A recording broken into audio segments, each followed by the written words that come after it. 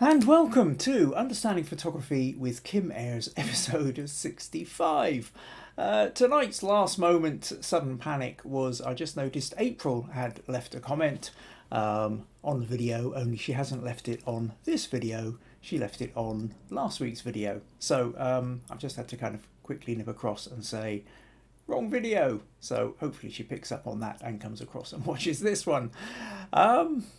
Yes, so that was a good start. Tonight, then, we are going to be looking at the notion of live bands. So let me just minimize that, and I'm going to talk a little bit about sort of the bigger kind of size. The stadiums maybe a bit big, but it could be kind of stadium type, bigger venues. And then I'm going to be talking about photographing bands in your kind of local pub kind of environment. After that, we're on to the critique section. I've had 5 people send in images for critique.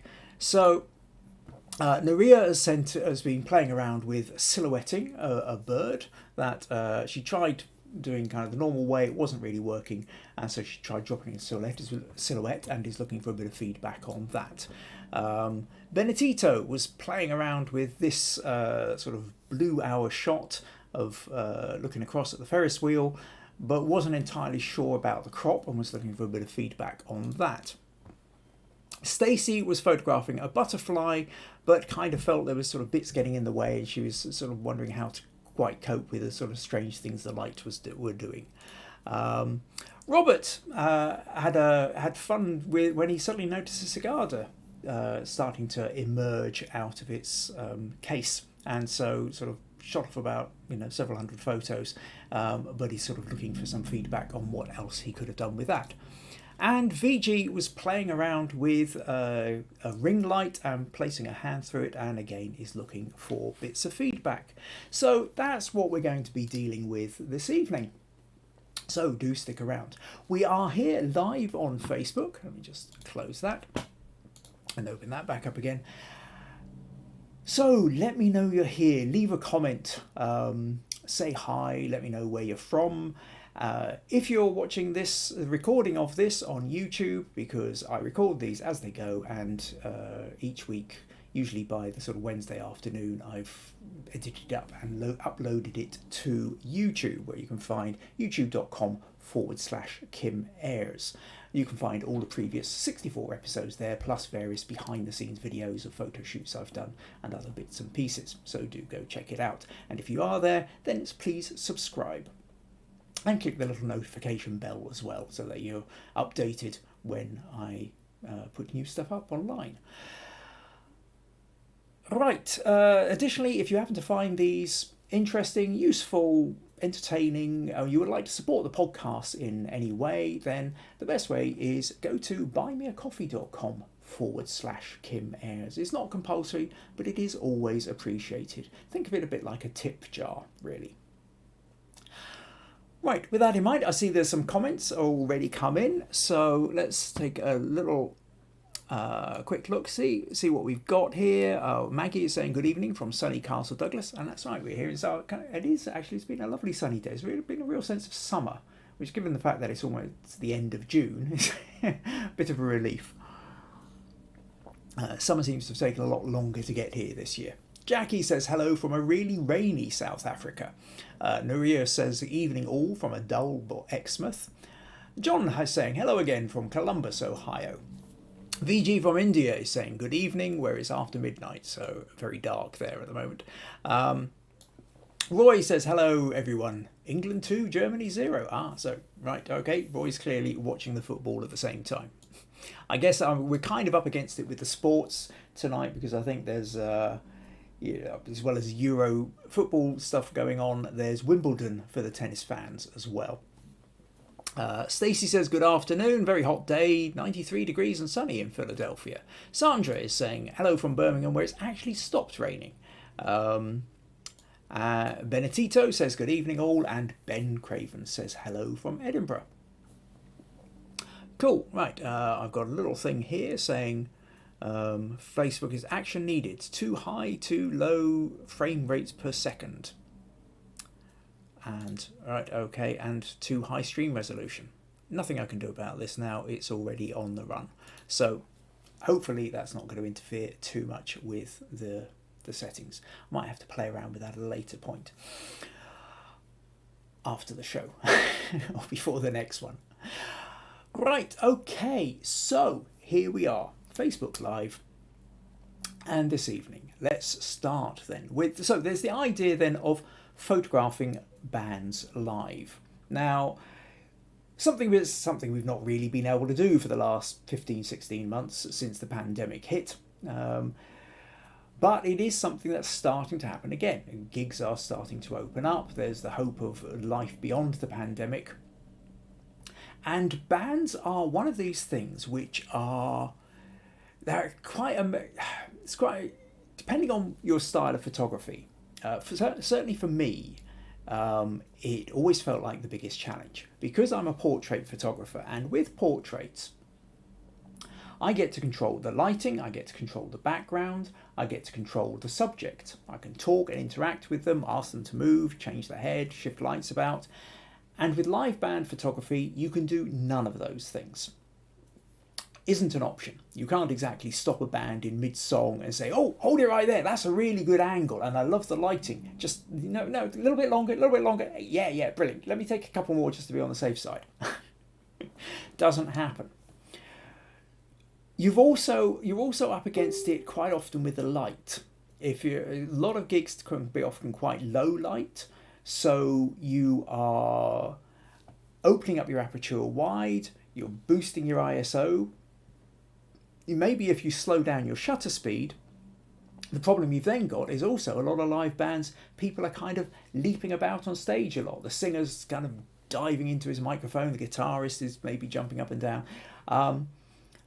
Unless you're photographing a really kind of quiet, still moment where you've got somebody sitting on a stool crooning gently into their microphone, most gigs tend to have a level of energy, which means that you can't go too slow with the shutter speed.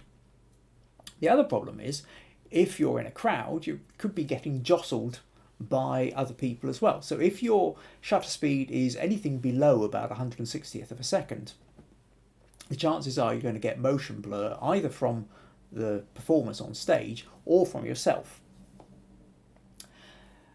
The next problem you have after that is what lens to use, because if you are in the crowd, then they can see the band can seem quite far away, and everybody's just going to be a tiny little dot on the horizon. So maybe you need a zoom lens. Of course, the next problem you have with the zoom lens is the fact that any sense of slight wobble or movement gets exaggerated. So you really are up against it. It takes all your skills and then some to be able to effectively do good live band photography. So a couple more comments here. Stacey says, I have a friend who plays at a place where the stage is dark but the lighting is purple. That's another problem as well, is the lighting is constantly changing. And you can take some photos where maybe the shape of the band is good, they're backlit quite nicely, except for the fact that they're all one colour, which is kind of washed out. That doesn't help much either. Was Michelle saying, hello everyone, Russ is doing orders again but trying to listen in, and April says, hi everyone, she's officially on vacation. Woohoo! I'm glad you managed to make it across, April. Cool. Right, okay. Facebook is still telling me that I need to do action with my stream is too high resolution. Nothing I can do about that. Okay, so now, this is the problem of having the screen open with all the comments and everything while I'm doing this, constantly getting distracted. So I tell you what, let's move on then and show you a couple of pictures. So the one that I've been using to promote the event has been this one where Status Quo were playing at Palmerston Football Stadium in Dumfries. And a band of this stature very rarely tend to play in this corner of Scotland. And I remember with this gig in particular, as soon as I saw that it was happening, I basically got in contact with Dumfries and Galloway Life magazine, who I've done various bits of photography for, said to the editor, essentially, please let me go there, let me take some photos. Essentially, don't worry about paying me, just get me my press pass and I'll happily do all the photos you want. Anyway, fortunately, Andrea did actually manage to get me a press pass. And the thing is, what the press pass allowed me to do was to get in much closer to do some of the first shoots. Now, very often when you're shooting a band, let me try and find a couple of other photos here to sort of give you a sense of what the space is like. So this here is, you can see, the stage has been set up.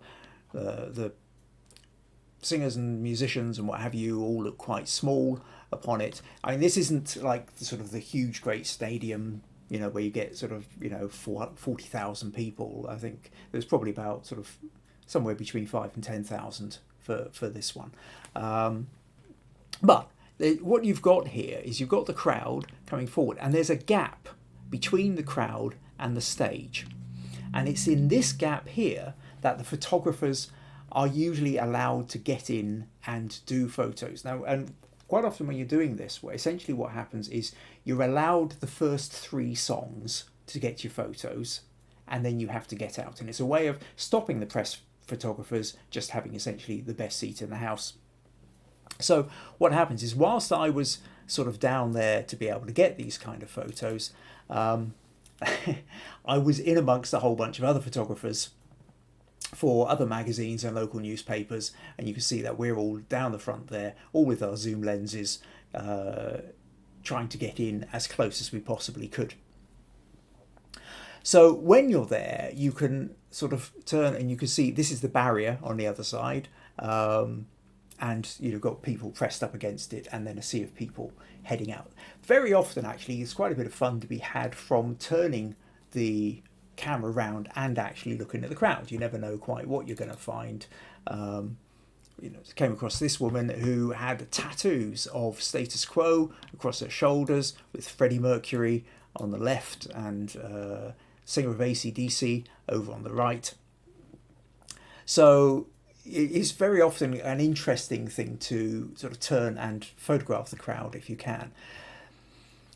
So essentially then, you're doing these kind of shots where you're trying to get up close. The other thing, I mean, whilst this one was set up at,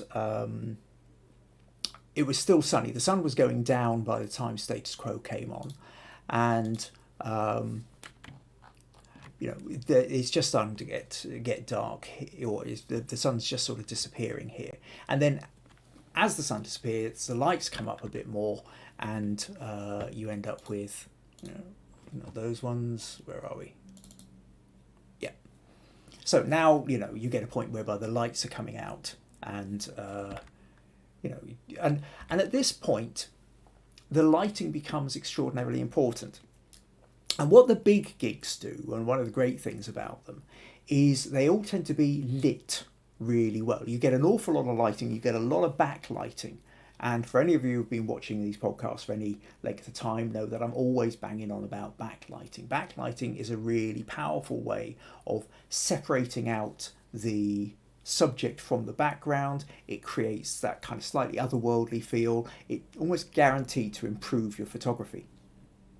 And for bands, it means that if anybody does happen to be pointing that phone or that camera at them, they tend to look really cool. Then quite often what they've got as well is they've got some kind of smoke machine going, and to again add to the fact that, so when you look at the lights here, you kind of see that it allows the beams to show up much more, and it adds much more to the atmosphere of it. Sometimes what bands do is they will even they'll have moments where the front lights get turned off and you only have the back lights and the shadows. This was a band called King Charles, was playing at Eden Festival, and here you get these incredibly moody, wonderful, backlit and smoke and silhouetted, but at the same time his hands are showing, and it's just can have it's something really cool about doing this kind of photography. When Primal Scream were playing at Electric Fields, so this is a sense when I was taking further back in the field, but I had a press pass and was able to get down into that little area where I could get in close, zoom in, and get, you know, this kind of photo. And again, you can see the smoke is, you know, all billowing out. You've got the lights behind. Got all, it all becomes a very atmospheric. And really, what you're doing then is you're looking for your moment to grab the photo.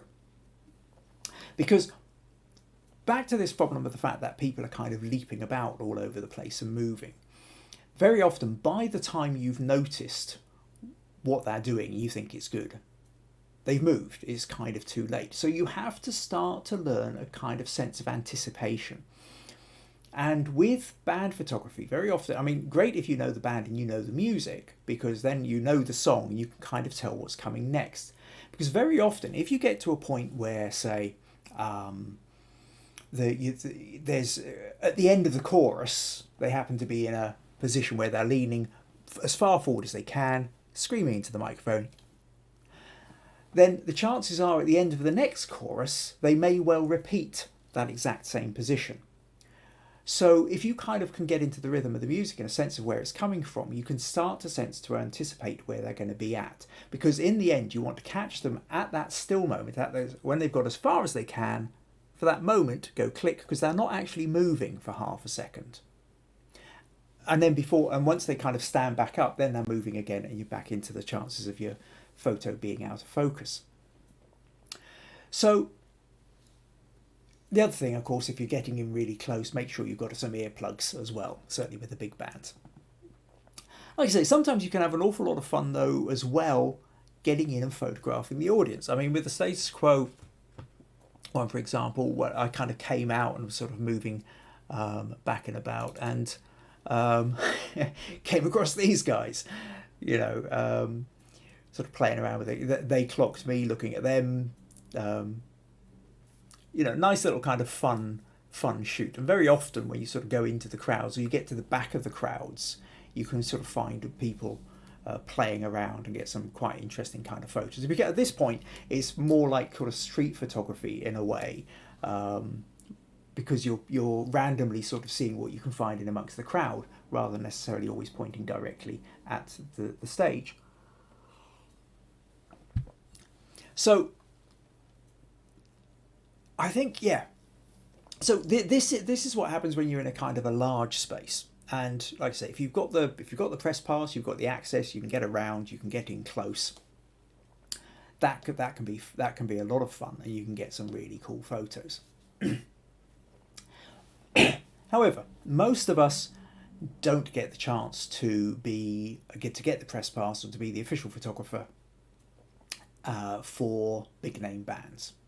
So the question is then, what do you do when does that mean that you just kind of, the best you can do is sort of turn up to a gig, pull out your phone and take photos of people, you know, far off in the distance? And no, there isn't, because there's the other idea, which is to photograph local bands.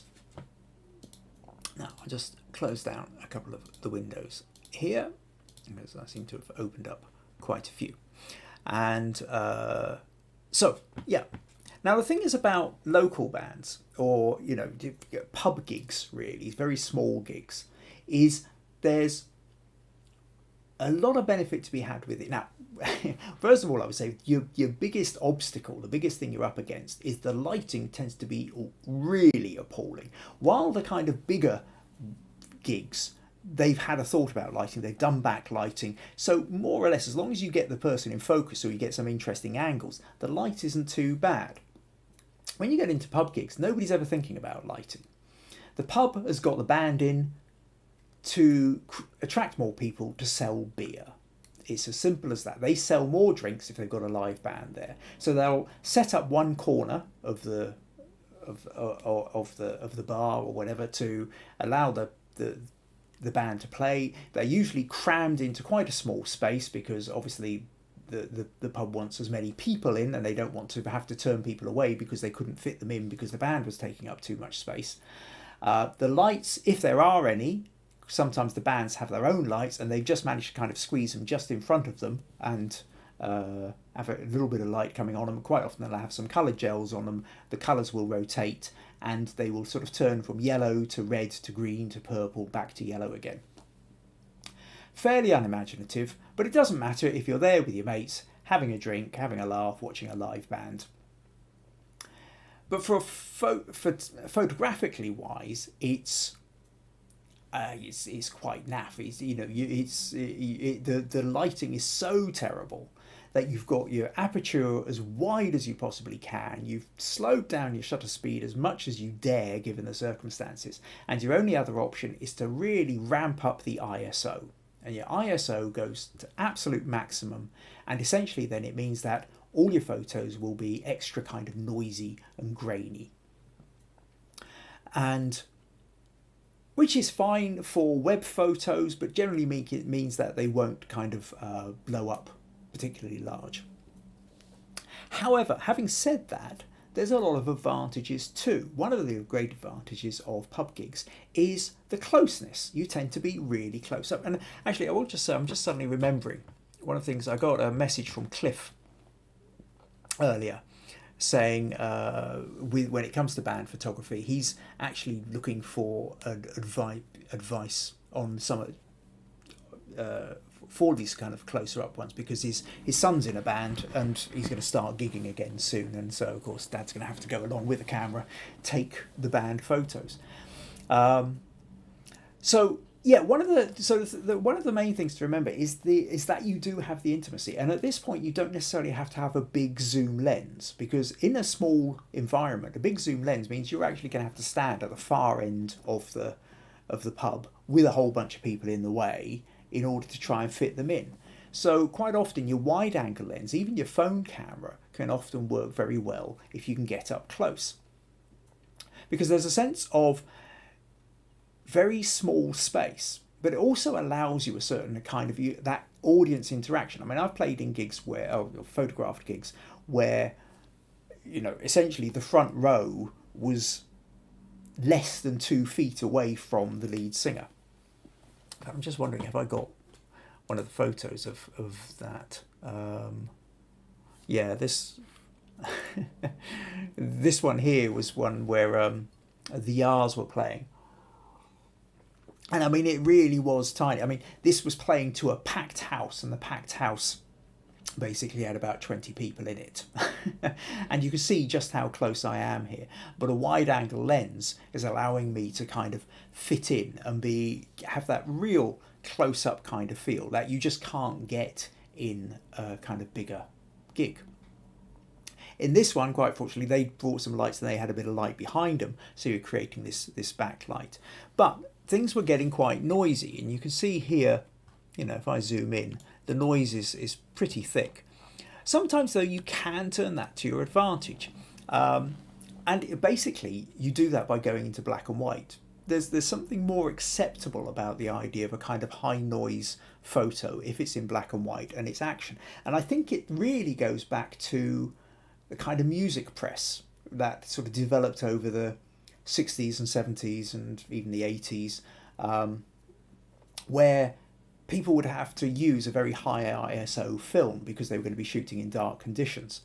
And so the photos of the gigs nearly always got printed with high grain levels. And so there's become something slightly artistic about it. And I mean, another photo I took from the same band, here you've got Grant again, and this time he's playing the harmonica. I mean, it is really, I think I'm on something like 6,400 ISO. I mean, it's really high. And if that was in colour, it just wouldn't work at all. But I can just about get away with it in black and white. It kind of works out fairly kind of moody. Other things, I mean, I had fun with a band called Sex Pistols Experience as well. The Sex Pistols, for those of you who might remember the punk band, the Sex Pistols. Well, the Sex Pistols Experience is a tribute band. So they sort of dress up as the Sex Pistols and they go out and they perform as though they were the band. And it's theatre, really. They swear at each other, they goad the audience. They were absolutely off stage, lovely bunch of lads, but on stage just pure attitude, a punk attitude, which was fantastic. But just to give you a sort of slight sense of so this was sort of the original photo of the lead guy sort of singing, and you see this awful yellow light that's sort of going on. But convert it to black and white, and it doesn't look half as bad. So if you are finding that you're in one of these situations where they've just got these appalling kind of one colour light, black and white is almost certainly a way to go. But again, you kind of have that intimacy, which is really nice, where you can get in really close when you're in this pub gig. And what I was talking earlier about, or here, you can tell, they're all, because they are actually all tight in together, you can kind of fit the whole band into one shot, which is quite rare. Remember that Status Quo one where they were on the stage here? They are all so spread out across the stage that the only way you can fit them all in is to be, 100 yards or more further away, looking back in. The gaps all seem to become massively exaggerated, so it doesn't really work. With these kind of gigs, that you want to be close up. That's where you have, this kind of photo where you're zooming in on one player. It becomes much more interesting to do that. This kind of thing, everybody just ends up tiny and small. But in a pub, everybody's kind of crammed up together, so you can sort of look to get them all together. The other thing is the fact, going back to this notion of the audience interaction. You can see here they do actually have a little barrier across to stop them getting too close. But if you can kind of lean over the barrier and then just sort of stick your camera out and then you can get these sort of shots where you can see the band on one side, the crowd on the other, and it's a great way of sort of picking up the atmosphere, of getting that feeling of that claustrophobic, sweaty, energetic live performance that you get in some of the in a local pub or nightclub. Also, this one, the front guy is slightly out of focus. It's focused more on the bass player at the back, but you can see this woman's hand coming through. That's how close they are. You just can't get that kind of thing with the sort of the big professional and the big stage kind of thing. So if you're going to be photographing local bands, then there's a lot to be had for that. But just be prepared to whack up your ISO. Take your wide angle lens. Your wide angle lens will also allow you to probably have it at a slightly lower shutter speed without having to worry about your hand wobble, whereas the zoom lens accentuates hand wobble, wide angle dissipates it to an extent. And you just get in close, and if you can get really wide angle, then you get some nice distorted kind of angles as well. You sort of get right in close to the edge of the guitar and it sort of stretches away. So certainly I kind of recommend go wide angle if you're going to your local pub, and just get in as close as you can to get the photos. But don't forget the audience. I think for a local band, for these kind of shots, that intimacy is a really powerful part of it. Another thing you can always have fun with as well, I've seen it done plenty of times, is where you take a photo of people taking a photo. Here the band in the distance is out of focus, so you focus on the phone that somebody's holding up. That's always quite a fun little shot to have as well. But one of the main things to remember, I think, is when you are photographing, is local bands desperately need good photos. And they will love you for it. If you really want to try this out, go find local. I'm a photographer. I'm also in a band. Obviously, we've not played for a couple of years, but what I do know is, despite the fact that I'm a photographer, I can't take photos of me in the band. If I'm up on stage, I'm totally and utterly reliant on somebody else taking photos. For the band, we're just playing local gigs. We're barely making our petrol money. We can't afford to employ a professional photographer to make us look cool.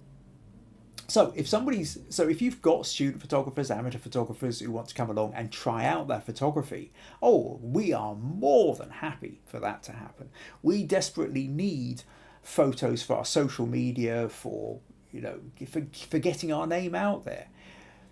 So if you really want to sort of have a go at it, find local bands and they can very often get you press passes or they can get you into the gig as part of their crew, so as their official photographer. You don't have to pay any ticket price. Now, you won't get paid any money for doing it, but in terms of a good night out, having fun, practicing with your camera, there's an awful lot of fun to be had. So that's really kind of what I wanted to talk about with the notion of band photography. There is the kind of the big gigs, the big name bands, and there's no doubt about it. If you can get in close to some of these really well-known names, it's a lot of fun. It's really quite cool. It's much harder to try and get a press pass. For that, you need to really get in contact with your local media, whether it's local magazine or newspaper, and chances are, if they've already got photographers lined up who are already clamouring to get there, then it might be difficult for you to get the pass. But it's not out of the question. You kind of just have to dig through your contact lists. But I think there's a lot of fun to be had and a lot of skill to learn. A place to practice. It's really a place to practice on photographing local bands, and they will love you for it. So that's really one. So if you've got any questions, drop them into the comments and I'll try and answer them for you. But I hope that kind of encourages you a bit, that so as COVID the post-COVID world starts to open up again, take your cameras, go to local pubs and nightclubs and find local bands and start doing some photography. There's a lot of fun to be had, and certainly for you who are into your street photography or even your wildlife photography, because the crossover here is the fact that you are trying to grab a moment. You can't control the environment. All you can do is react to it or learn to anticipate it. And for that kind of photography, whether it's band photography, street photography, wildlife photography, what you are doing, you are honing your skills by learning how to anticipate what's coming next. Because most of the time, by the time you actually see what's going on, it's too late. You think, oh, that's really good, but your brain registers it, you bring your camera to your eye, and it's moved on. So in order to get successful photos, you have to learn to kind of anticipate and do your best that way. Your hit rate is going to be very low. You're going to be taking hundreds and hundreds of photos just to get one or two which you think are reasonably passable. And then you're going to be editing really going for it, just to try and clean them up and make them usable. But I think there's a lot to learn by it's a real place for honing your skills. Right, okay, let's close down those images. And all right, see if I've got any comments here.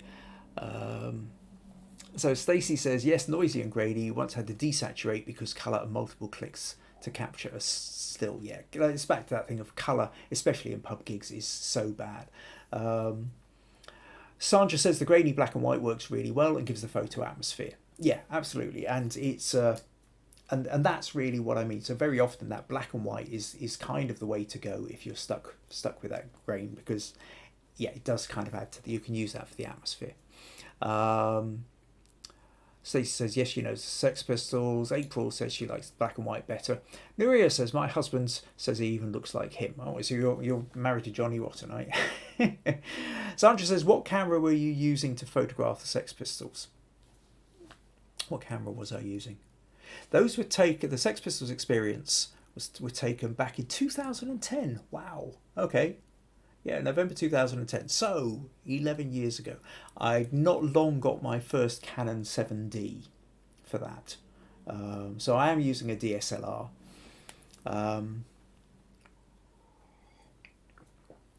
But I had started doing some local gig ones just before I got that, where I was even using a bridge camera, my old Fuji bridge camera. So really, you're using whatever camera you can get hold of. And what lens was I using on the Sex Pistols experience? Focal length 33mm. I think I was using, I had a kind of an 18 to 135mm, kind of one of those sort of all-purpose lenses at that point. And that was giving me the ability to zoom in when I needed to, and sort of try and get close up with the face, and also go a bit wide angle. if I was going out there now, I would, it's certainly for a pub gig, I think I would put on my 10 to 22mm wide angle lens as my lens of choice. But I would have a backup of a more mid-range lens. I don't think there's any point in having a big zoom lens if you're going to do a pub gig. However, if you are going to be doing a kind of more stadium type thing, then the big zoom lens is pretty much the must. You want something which is going to give you that kind of 200mm or more, I think. Okay, right. So, yeah, that's where we are then with the gig photo. So now what we're going to do is we're going to move on to the critique section. So critique section, this is your chance to get feedback on particular images that maybe you're having sticking points with, you've taken, you're struggling with, or you're just wanting to know that you're working in the right direction, ways of improving. And I'll do my best to help. Like I said, we've had 5 people stick images in tonight, so I will start going through them. Just to remind you, if you find these podcasts useful or interesting, I would like to support them, then buymeacoffee.com/Kim Ayres will always help. Another way to help is drag your friends along. Tell other people about it. Anybody who you think who's got an interest in photography who might enjoy these podcasts, let them know about it, and let's spread the word and grow this wonderful little community of ours. Right, okay, so let's move on then to the critique section. So first off, what are we going to look at? I think let's go to VG. So VG, now this is VG sort of slightly unedited, and then she re-edited it to this. And what she says, "Hi Kim, concentrating more on the editing part these days. I took the shot and wanted to highlight the edges and also the purple hue to get the kind of eerie feel to it. So as you can see, she's sort of added a kind of, she's textured up the image as opposed to this one. This is sort of the original, and but she's kind of added a purple tint to it and kind of increased the texture a little bit. Now it's a fun photo. She's what VG has done here is she's taken a ring light, she's placed her hand through it. The ring light, as well as creating a frame around the hand, has then created a backlight around the hand as well. She goes on to say, the wrists were too bright, and though I used the burn tool to darken it and the brush size I kept to 380 pix and hardness 0, yet it's a bit patchy. Can you suggest how to darken the wrist and other suggestions to make this photograph better? Now, what's happened, what's a bit strange here, VG, is when I look at this, this doesn't look like you've used the burn tool. This looks more like you've accidentally used the patch tool, or the there's a line running along here which doesn't look right, and then there's a blob there which doesn't quite look right as well. So let's go back into here. So here's your original one. And what you're worried about is the fact that the light is catching the wrist a bit too much. So let's just open this in Photoshop for a moment and see what we can do. Well, hopefully it will open in Photoshop in a moment. Thinking about it. Yeah, there we go. Okay, now, if we compare that to, sorry, that's Stacey's, this one here. I worry about this little mark down here on that, just like I say, doesn't look right. And what it looks like is more that you've used the spot healing tool and you've done something like that, you know, where it sort of ends up kind of creating strange bits. So what you should have been using for that is the burn tool. So I'll just duplicate that layer for the moment. So if we go to the burn tool, over here it says dodge, burn or sponge. So we're going for burn. And then if instead of shadows, you go to midtones or highlights. Now what I'll do is I'll take, you might want to just have this at something like 6 to 8%. I'll take it up to sort of 16 or so just to kind of speed things up a little bit. But essentially, if I start rubbing on that, you can see that what it does is it starts taking down the midtones. So it's darkening that down. And I can do that, and immediately then that's taken some of that off. So that's one way of darkening it. Another way, if we go back here, is actually to use something like the curves tool and then mask it. So if I take the curves, and what I'm doing is I'm watching here, and I'm going to ignore the rest of it for the moment. I'm going to sort of pull down an edge here, darken that down, say something like that. Now, let's make that black. Then what I'm going to do is on the mask, I'm going to get the bucket tool and fill it back in. Now that's black. I'm going to take a white brush, and what I can do is I can paint the curves back in. Now, it's then sort of become a little bit kind of, you've got to watch the edges here. And part of the thing here as well is that what we're also doing, we can maybe fill in some of the black, because I'm forgetting that this is the unedited version, so there's extra bits in there.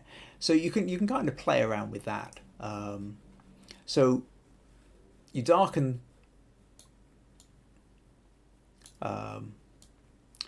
just the wrist. So you can do it. Oh, hold on a sec. If I just move that out, because I'm realising the wrist was covered by my head here. So you can do it just straightforwardly using the curves as well. But like I say, the burn tool is another way of doing it as well.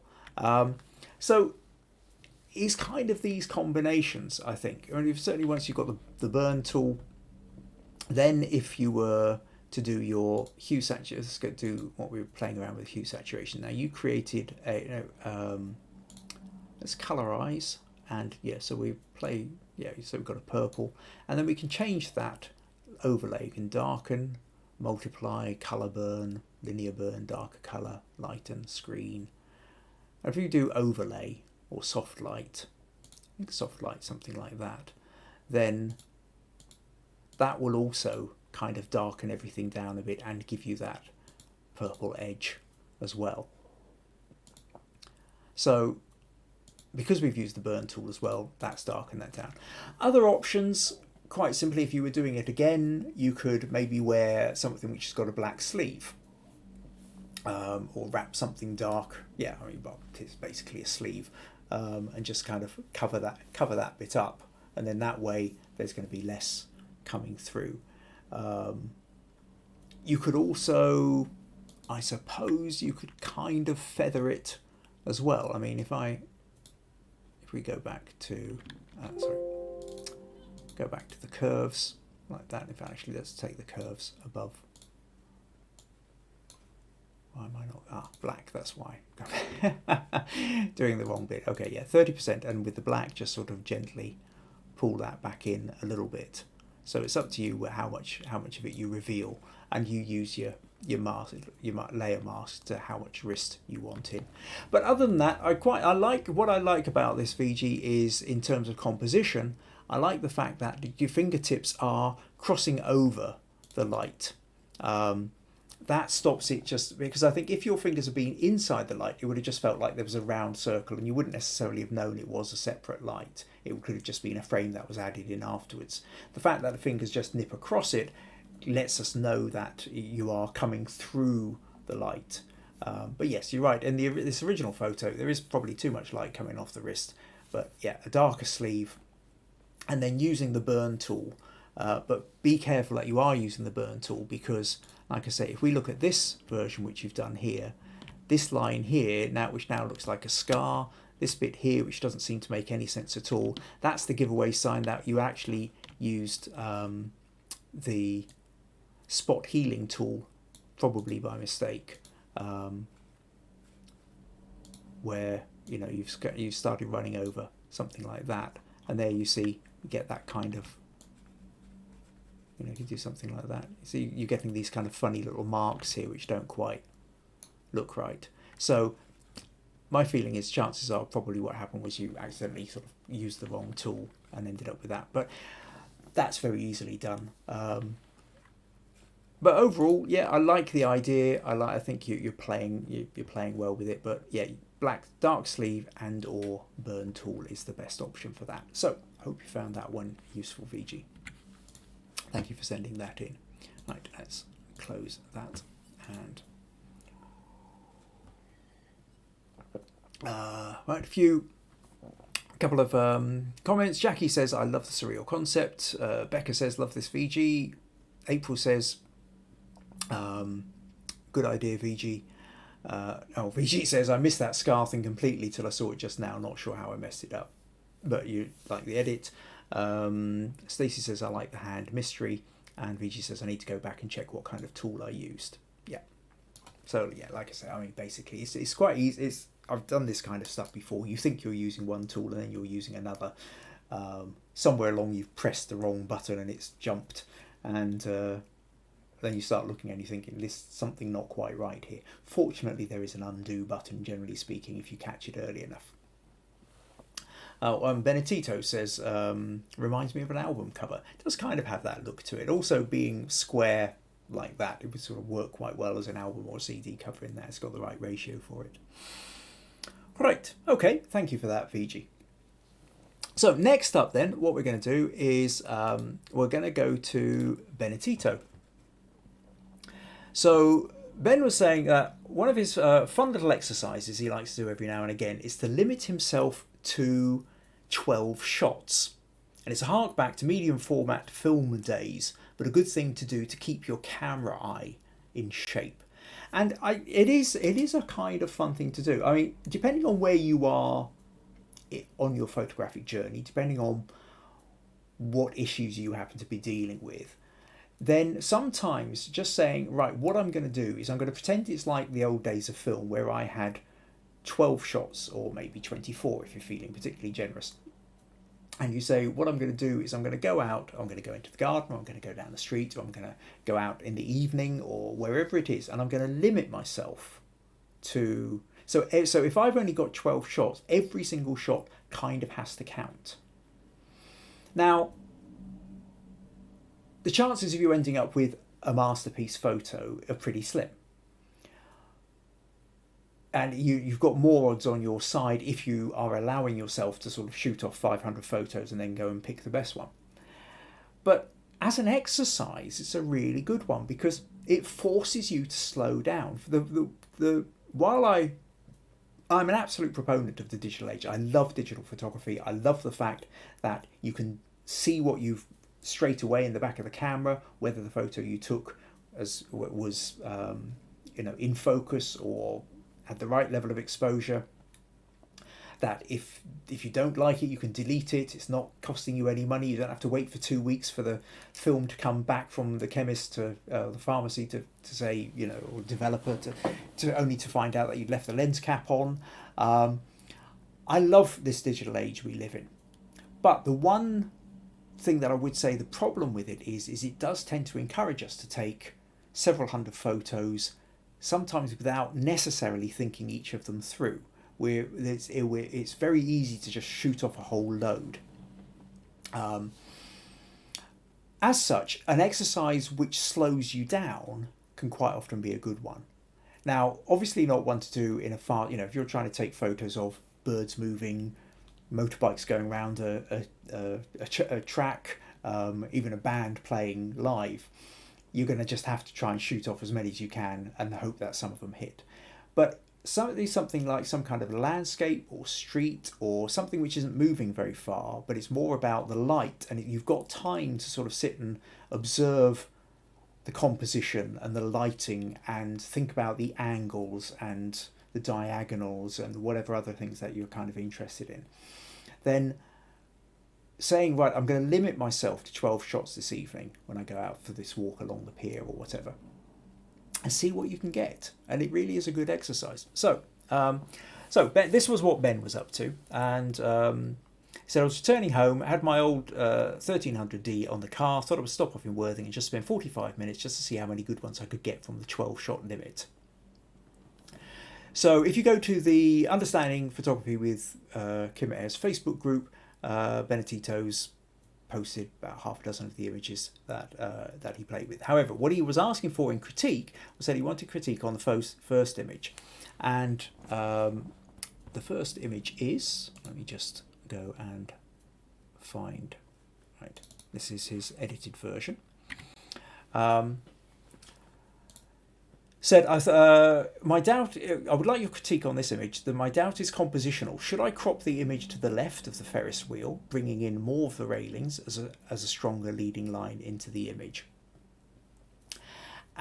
So what I then asked Benedito to do was send me the original as well, because I was also very aware of the fact that it was extremely noisy and grainy over here. So I thought I'd quite like to sort of see what the original is. So he sent the original here, which you can see doesn't have quite the same depth of colour, but also isn't quite as noisy either.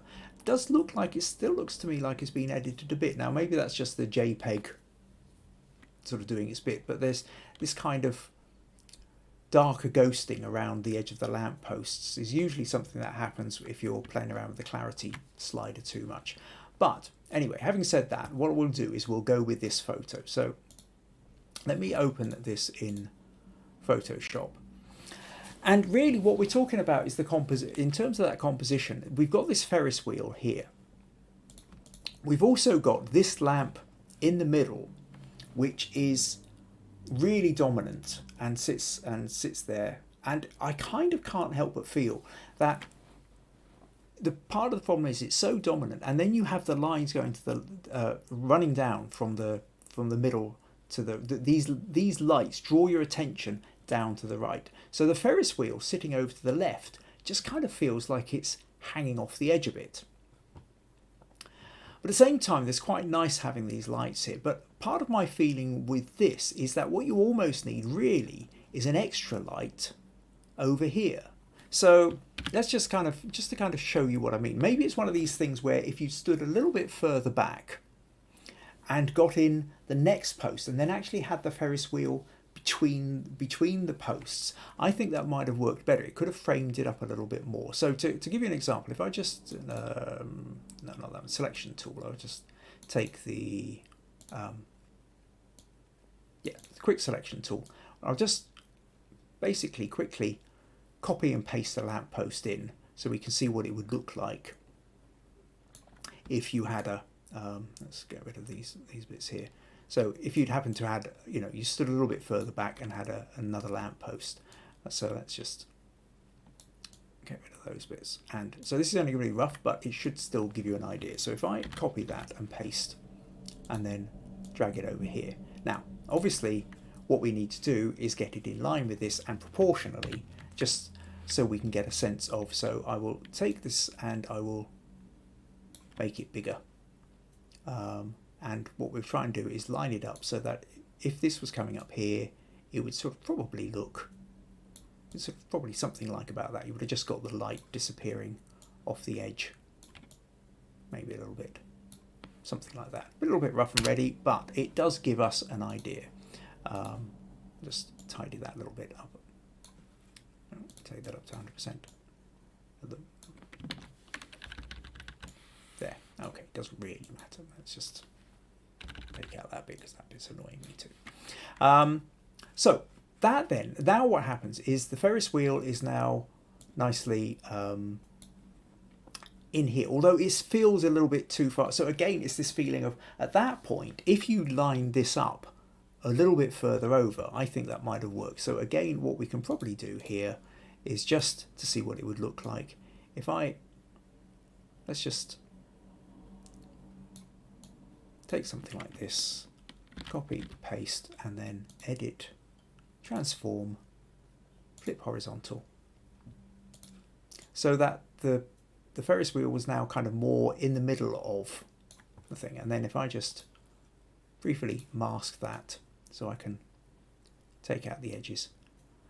This is purely just to give us a sort of rough sense of composition. But what we can see then is that now if you've got that extra lamppost in here, it starts to include what's happening in the left of the photo. I mean, maybe you could still crop down a little bit further if you wanted. I'm not entirely sure whether, maybe I do quite like that lamp, seeing the top of the lamp.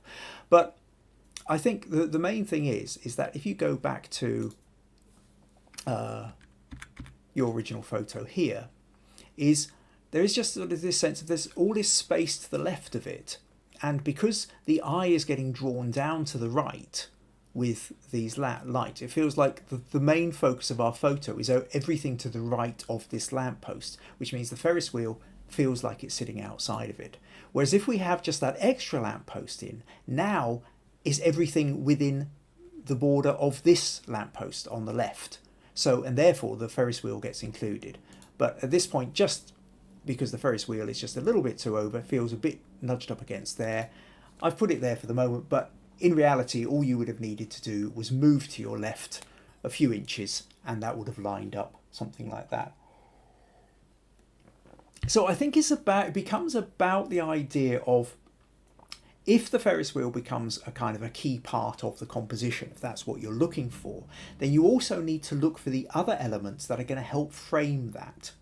And I think having it in between the lamppost helps to frame it, helps to make it more of the picture. And then another quick thing I would say, let's just select all of that and create that, is what you did was you did something about, you were sharpening the picture up, but the sharpening meant that it became extraordinarily noisy, especially down on the boardwalk here. You know, there's already quite a bit of noise down at this end. And what I would say is, if you are using Photoshop, then in Camera Raw, what I really like quite often here is to go to the detail area and use the noise reduction. Because if I zoom in a little bit here, and what I can do is I can take the noise reduction and I can move that to the right. Now it blurs everything a bit. Now the other thing is here, because of the noise, there's a certain amount of color noise in here. If we actually, so let me just kind of come in here, we'll notice there's sort of reds and blues in here. If I take the color noise reduction, see, that just smooths that out, that takes out that extra level of color. So I can take the noise reduction and just smooth that a bit, and then just nudge the sharpening up a little bit. And then I think back in the basics area, if you wanted, you could up the texture a little bit, not too much, but just to kind of bring out a little bit more of these details here. And then finally, what you can do is, if you just you had richer colors in the sky, and I think that's, you can play with the contrast, just nudge that to the right, and you can see that makes the colors a bit richer, shadows a bit deeper, and you end up with something which is a little bit more in the style that you the aesthetic you were going for with your original photo. Now obviously it's not quite working where I've done the very rough swap over here, but it gives you a sense of what's going on. But I hope, Benedito, that helps. Like I say, I really think that just literally standing back about probably another foot and just moving sideways a couple of inches would allow you to have that Ferris wheel then sitting within the frame of the two lampposts. But kind of almost more importantly, that this lamppost on the left becomes then the frame of the left of the picture, and it means that the Ferris wheel is included, because when you don't have it there, the Ferris wheel looks like it's sort of being nudged out of the edge of the picture, because the leading line of the lights is drawing us down to the right and is sort of forcing us to ignore the left. So I hope you found that useful. And thank you for sending that in. And thank you also for talking about that notion of doing the 12 photo limit, because that is it's an interesting one to do that, and a good exercise for people. Okay, so let's see. Got a few more comments here.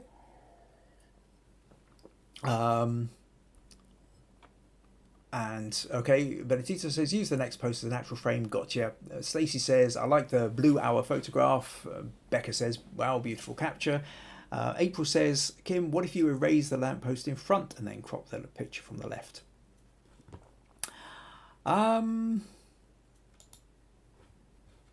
I think you would have still had the same problem, because you would have still had some of those other lampposts sort of running down. It would have just, yeah, it would have still sort of left too much over to the left. I think having the frame probably worked a bit better. Stacey says, framing the Ferris wheel. Sandra, like the original photo, but the extra lamppost and rotating the Ferris wheel makes it so much better. Benedito says, agrees with it, brings in the balance. Maria says, I think you need to go back there and take some more photos. Lovely photo. VG says location is beautiful, lovely photograph, loves the edit. And Ben says astonishing what a difference an extra lamp post makes. Yeah, good. I'm glad I got a certain amount of agreement with that then. I think it's back to this thing of understanding. Yeah, I'll go off on a slight tangent, but it's worth it, I think. It's just about, or it's what I talk about often about understanding the story and understanding the elements that are in the picture and what's contributing to the picture and what's detracting from the picture. And clearly within that picture, the Ferris wheel was a major part of it. And so then what you go is, if that's a major part of it, what can I do to enhance that? And, you know, I can enhance that by framing it a bit better. If the Ferris wheel had been a detraction because it was more about the pier, then you would have just turned the camera and made sure that it wasn't really appearing in it. So, but as long as if you can kind of identify at the point you're taking the photo, what are the important elements here? How do I line them up? What can I do to increase their importance or make sure they feel included within the narrative? Then I think that's really the kind of thought process that is worth having when you're there, and especially if you are doing this kind of slow photography where you've got, you know, maximum of half a dozen photos or a dozen photos to use in an hour. Okay, right. Thank you very much, Benedito, for sending that one in. Right, next up we'll go to Naria, and so Naria sent this one in, and she said, back to silhouettes. I took this one a while ago and wasn't very happy with it, so I decided to turn it into a silhouette by turning the background white, like when you showed us with Ben's vase photo on the silhouette. Do you remember a challenge a few weeks ago when we did the silhouette challenge? Ben had done those faces silhouetted against a white background, creating that kind of sort of slightly wonky vase internal to the face, external idea of it.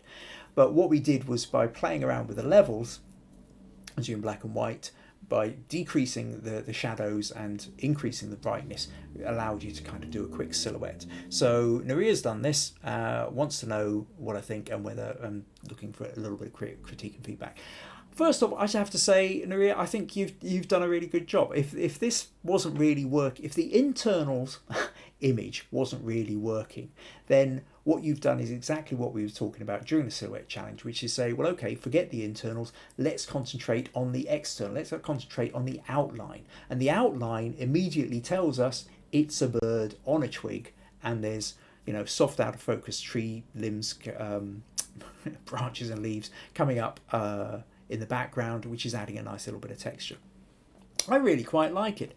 The only thing I would say here is there's a little bit of suffering of the top left of this. Feels like it's quite dominant because the bird is sitting almost directly in the middle of the photo, and you've got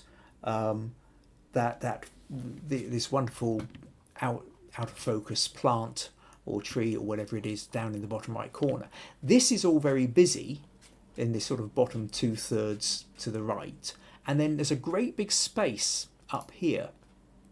And I think really it's just a case of cropping this slightly off centre. And I think also because the bird is essentially pointing to the right, we need a little bit more space to the right for it to point into. So it just becomes a case of just gently nudging this one out. So if I go to the crop here, let's pull that in a little bit and say we sort of just move it up to the left a bit. I'll use the content aware tool here just to fill in the gap, but just to kind of show you what I mean. I think really is something as simple as, yeah, probably something that. Let's just take a quick look, see what that does. Yeah, and to be honest, I just think the balance is a little bit better. Maybe we've missed a little bit here, so I'll tell you what I'll do is press the wrong button there. I'll do that. I'll copy that. Then we'll go back to here. We'll do this little bit again where I said take this up and sort of slightly over here.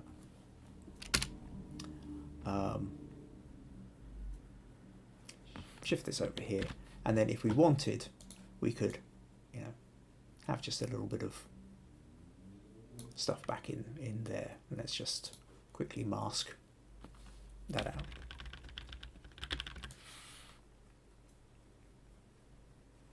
Something like that. So you've still got a little bit of something going up in here, filling in that gap. But I think essentially, do you see what I mean? I might have even gone slightly too far, maybe nudge it back a little bit. But I think certainly shifting it to the left a little bit helps with that sort of slight sense of composition. So, but other than that, Nuria, I think it's it's a nice photo. I think that's sort of silhouettes working as such. I think what you set out to do there, you by and large achieved. So hope that helps. Okay, April says, she's talking about with the extra lamppost. Really need to invest in Photoshop. And Stacey's saying smug points. Yeah, so I think that's in the rear, because I'm saying yes, I think you did the right thing with the silhouette. Yeah, have a smug point. Right. Okay, so next up then, let's move on to Stacey. And so Stacey says, I was with a group of photographers for a meetup at a nature centre nearby. The nature centre had a butterfly enclosure that is covered so that it can breed various species. It was a sunny early morning. I captured this butterfly with my macro lens. So this butterfly. And she goes on to say, of course, flying insects do not cooperate, but managed to get the shot. When I opened it, I realised there was a bit of glare on the top, and I managed to take some of the glare, but not with the butterfly. The wings were straight into the sunlight, causing fading. I tried to darken the shot, and this is my best end result. After playing with filters and blending modes, I'm wondering if there's a better way without having to wait for the butterfly to move. And really, what she's talking, she has edited it quite a bit. But what she's really talking about is the fact that there's like a kind of almost a faded bit over the top of the front of this. And I realised straight away that really, okay, so I asked Stacey to send me the original. So she did. So this is the original. Now, what Stacey has said was there's sort of glare happening is with these patches here. And what these patches here are, is they are leaves in the foreground that are out of focus. So if the colouring here, is, if we look at the leaves here, where the light is catching the edges and we've got that fresh green, is exactly the same colouring here. So essentially what's happened is you said you're using a macro lens, but you're obviously not really close up with it. That's sort of, so it's acting more like, and the butterfly is quite small. That's as close as you've got before it would fly away. Now, what we can see here is that these are very out of focus, but I suspect that's what's happened here is that there's probably another leaf or something which could be just very slightly in front of this. These are very big ones and obvious ones. But I think there's probably something else that's kind of slightly hanging in front of this, which is essentially causing a slight haze across the front of it. So, ways you can play with this. I'm not going to go through and do the sort of hundreds of filters because I don't know exactly what your process was. First thing I would say, though, is, again, what you've got here is, in terms of crop, you've got the butterfly right smack bang in the middle. Oops, what's happened there? Here we go. This isn't really wanting to. What's it doing? Right. Okay. So yeah, we've got the butterfly smack bang in the middle, and it means that there's a whole bunch over to the right here, which isn't really doing anything for you. So I would say what you can certainly do is crop in, and I wouldn't worry too much about having the right. Think slightly more rule of thirds in that sense. And we can crop in, so to get in roughly with where you were, something like this, maybe even a little bit closer.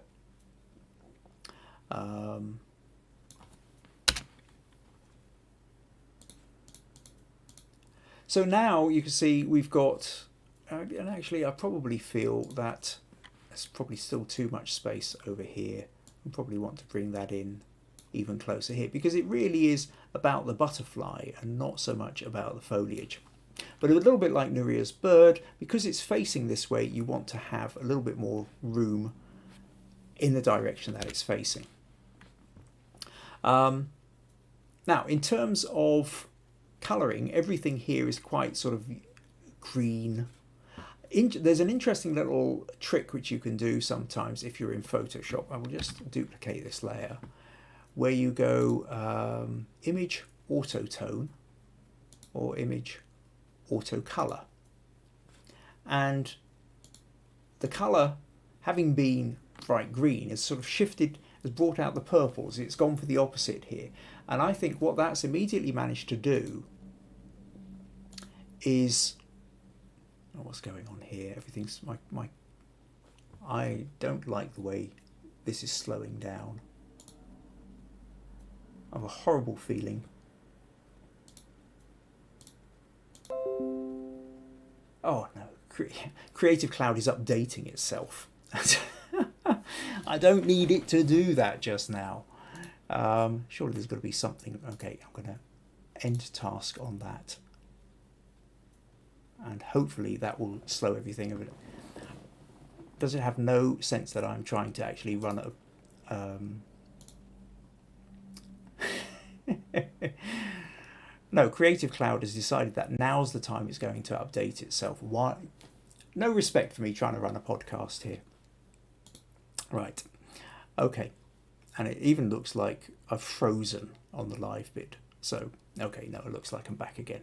Oh dear, another chunk to edit out. So where was I? Right, let's go back to here. So yes, what I was talking about was doing the image auto color has meant that instead of everything being green on green, we've now got a kind of green on sort of slightly purple, which allows the butterfly to stand out a little bit more. And then what I'm going to do is, the other thing I wanted to show you was if I go to Camera Raw Filter,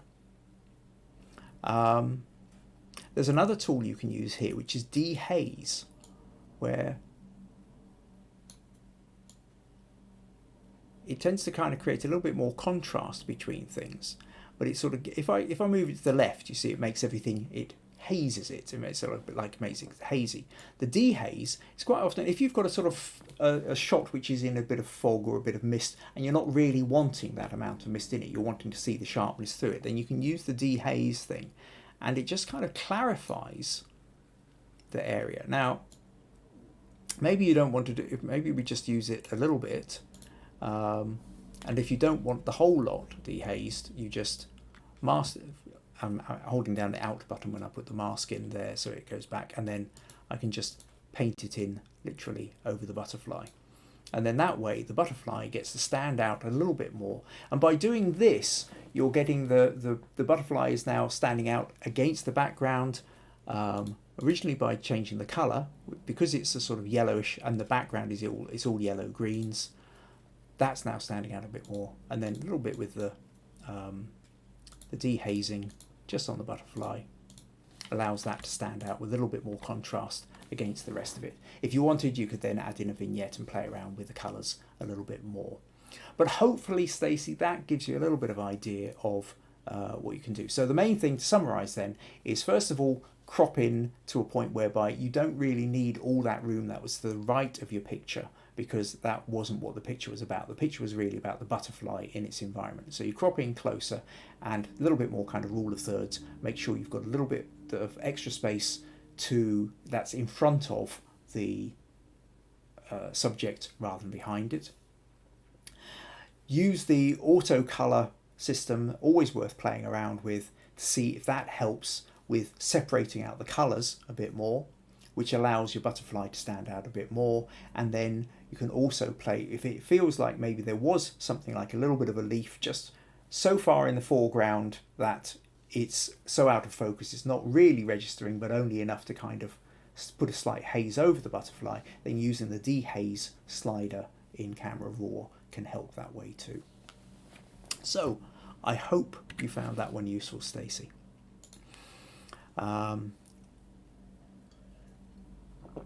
Okay, a couple more comments here.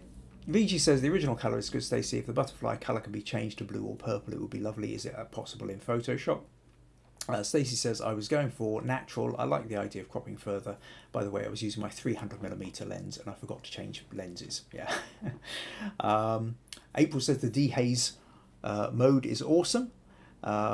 Stacey said, I did use dehaze, but used a multiply after a blur. Okay, we're kind of getting into fairly technical levels, which I think are probably going to go beyond most people.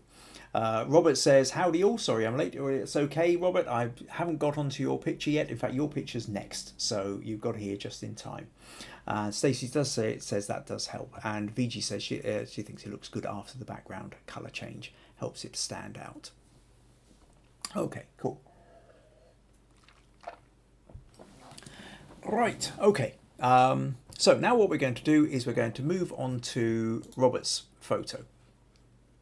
So let me just close those other ones I had, and this is Robert's image.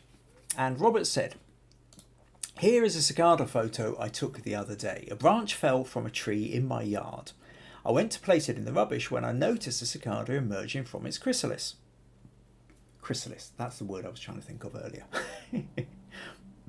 Knowing I would only have a few minutes to photograph it before it was ready to fly away, I set up the branch in the light for an impromptu shoot. This photo was the second to last of over 600 shots. Now there's dedication for you. Most were out of focus due to using the zoom and creating a shallow depth of field. Once I realised this, I zoomed out and narrowed the aperture to capture more details.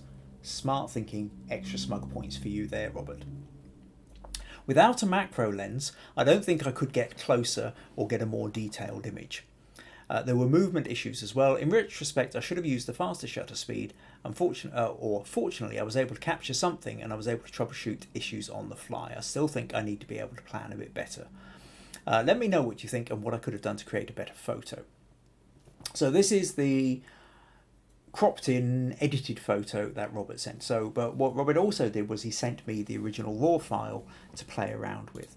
So what I'm going to do now is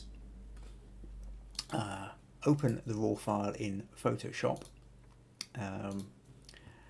Now, although Robert doesn't have I don't think it was using a macro lens, Robert's camera does have 45 megapixels. So there's a lot of space, which means that you can crop in without losing too much of the detail. I mean, you can crop off half the photo and still have as many megapixels as my camera has got at its maximum. So that gives you more to play with. The settings Robert had on this it was 160th of a second, which is certainly fast enough. You didn't need any faster than that. Now you've got it at f22. f22 is really narrow aperture. And the problem is because you've got it 160th of a second, your ISO then is at 1600. And I think you could have sacrificed, you could have gone a little bit less with your f-stop. I think if you'd gone to f16 or even something like an f13, you would have still managed to get the bits in focus you want to have in focus, but it would have allowed the ISO to come back up to something like around about 800, which means it wouldn't have been quite so grainy. But anyway, let's come in, let's take a little look. Here's the original photo, and if we zoom in, there's a lot of detail in here. Now, we can see the noise, and this is where, again, what I'm going to do for those of you who tuned in earlier, and Robert, you might have to go back and watch what I was talking about on when I was talking about Benedito's photo, I talked about the detail slider. And actually, to get I'm going to take that sharpening down, because this always tends to automatically over sharpen. There's still a bit of blur there, and I'm going to use the noise reduction just to come up a little bit, just to get rid of some of that noise. But we've got to be careful that we don't start losing too much of the detail. What I'm also going to do, let's pull back out, and I'm going to hit auto just to see what happens there. That brightens it, but maybe not necessarily what I'm wanting. Because actually these highlights are coming up. So I'm going to take the highlights down. I'm going to take these highlights down. I'm going to... Actually, I'll tell you what, before I do that, let's just open this. so that we've got something to compare it to before I start doing too many changes. So let's close Neria's picture and we'll close Stacey's picture and come back to Robert's.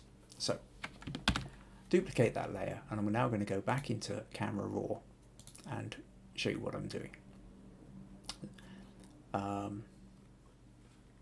no, all I did was repeat Camera Raw. That's the one I need to do. Yeah, there we go. So we've already smoothed it a bit. Now what I want to do is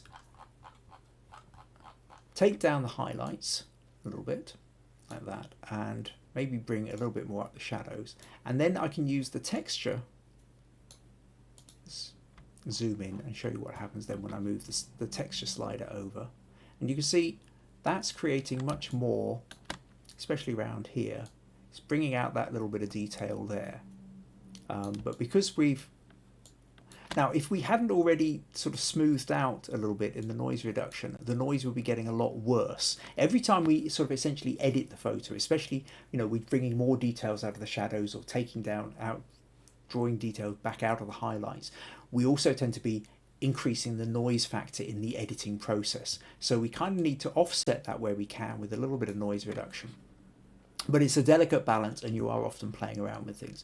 But anyway, by increasing the texture, it allows me to bring the texture of this out. We've got the noise reduction, so we're counteracting the fact that it was a little bit noisy to start with.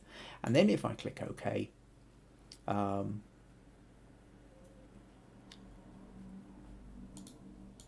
can see if we come in here, compared to the original and here, we've now got much more detail to play with. Now the next thing is the crop. Now you did a square crop with yours like that. The other thing I would say is, now when I look at this feels very overcooked. It feels like the colours are oversaturated, a bit too strong. There's bits where here, for example, it's just become incredibly noisy. This edited version of the photo, and I think it's that bit because it was noisy to start with. It's, you know, all the editing, and because you've edited it quite strongly, this is the problem I'm saying, it's kind of made it a bit, it's increased the problems with the noise. The other thing is I think there's gap up the top here I don't think we really need. So when we come to the crop, your crop was something like that, but like I said, there's a kind of big gap at the top there, which I don't think we really need. I think you can bring that down, and at this point, maybe if it's too square, we're not going to quite get everything in. So I would say, actually, you know, toy with the idea of making it, you know, a landscape photo. I think something like that maybe looks quite interesting. You don't want it dead center, because if we have it here, you'll notice we've then got all this space over on the left, which is fairly useless. But a little bit like Ben's lamppost, we can use this branch, yes, twig and leaf that's coming down diagonally on the left, to act as a kind of outer edge frame. So let's take a little look. So something like that, I think, is maybe a sort of, although this is still centered, it still feels like it's kind of, we've got a curve coming around here. And there's maybe space over here, but that's okay. I think that's kind of giving a little bit of room to breathe. But maybe we could vignette it a little bit more. So let's go back into here, now that we've kind of got a crop that we're happy with and we're kind of more pleased with the texture. I think let's add in a vignette and see if that helps. Yes, I think that does. You see that? What that does now is it draws our attention back into here. I think we could even maybe play a little bit more, take the highlights down a touch, bring the shadows up a bit, maybe the clarity, kind of create something a little bit more, slightly more dramatic. So that's created that. The other thing I wanted to try with this, let's create another layer of this, was exactly what I was talking about with Stacey just now, which is to play around with the auto color and auto tone and see what happens. So if I go to the image and do auto tone, I quite like that. Image, auto color. Okay. So, sorry, where were we? So auto tone and auto color. I think maybe the auto color's gone a bit too purple.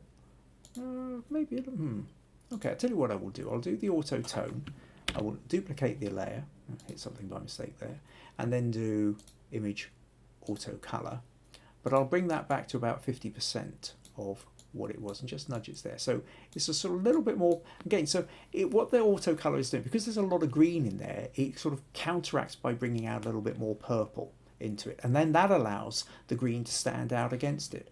I mean, if what we do is we take, just to show you then, if I just group those together for a moment, it allows me to show you where we come from. So that was your original raw file, and then what we've done is we've taken it to this, and so now we get a feeling of depth and texture, but I don't think it's as overcooked as this feels.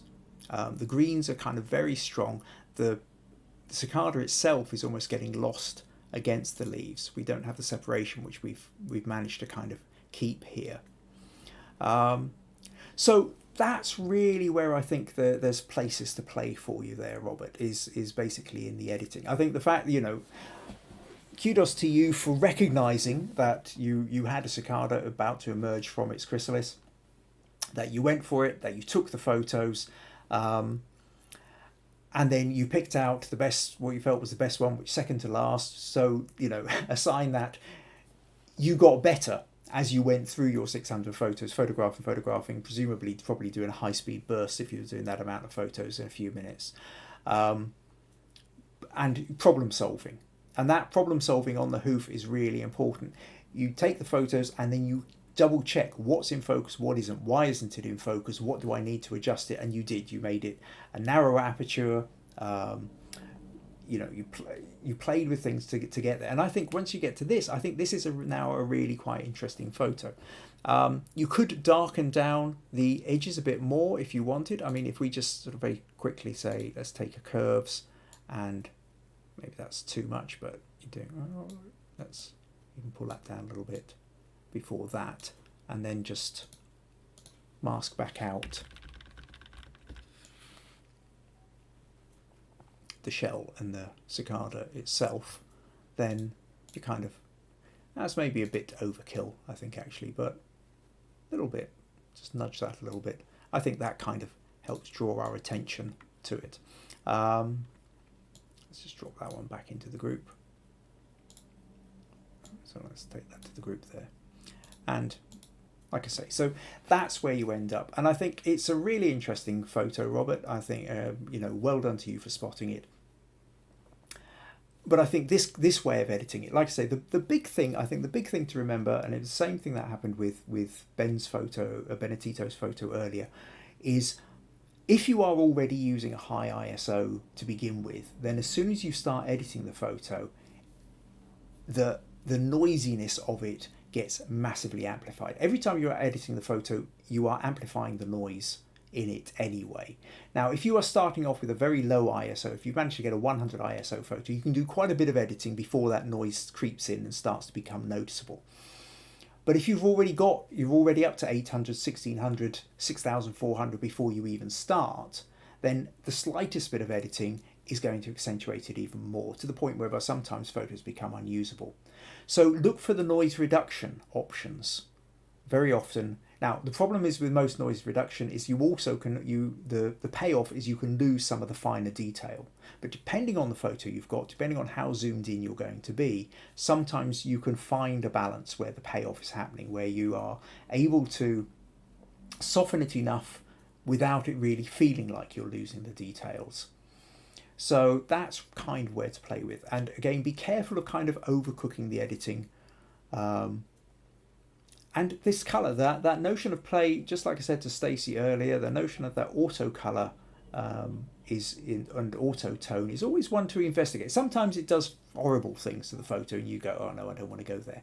But quite often, if you've got something which is typically almost one colour, you know, it's a bunch of green leaves or green and yellows or something like that, then it will sometimes balance things out in a way that make it a bit more interesting. So I hope you found that useful, and thank you for sending that one in, Robert. Okay, so comments here. VG says, looks good after the background colour change. VG agrees, so April agrees, who also says it's a great shot. Stacey says good capture. April says I have to be careful with oversaturation. Now I know the term. Robert says, I did use high-speed burst with movement to get different depths of focus. And Nuria says, I like the shadow on the leaf as well. Great shot. Roy also agrees that he realises he has to be careful with oversaturation. And Robert says, at least I'm now getting better at capturing photos. Need more Photoshop time. Right. Okay, cool. Right, that brings us up to pretty much the end of the podcast. Thank you ever so much to everybody who sent in images and who've commented and given feedback. Some of you may have noticed in the Understanding Photography with Kim Ayres Facebook group, I've also put in a little post which says about for challenge ideas. So if you haven't noticed that, go into the group and give me your ideas for what kind of challenges you would like. Next week, I will, well, in 2 weeks' time, we do a challenge. So next week, I'll set the challenge and give you some background information, pointers, ideas of what to do. Now, I haven't actually decided on that challenge yet. So stick your ideas into it. I'll pick one, and then maybe I'll pick a few for the ones that are running ahead as well. I think pretty much after a year and a quarter of doing this, I've kind of used up a lot of my existing good photos worth talking about. So I think we're probably going to end up doing a few more challenges in these podcasts. Everybody seems to quite like them. But what I'm not going to do is just every week's a challenge. What I will do is I will do a turnabout whereby 1 week I will talk about the theme, you know, whether it's flowers or black and white or street or whatever anybody else is, and discuss aspects of it, and then set the challenge so you can go out and take the photo for the following week. And then periodically, as I get new interesting photo shoots in, I'll drop them in.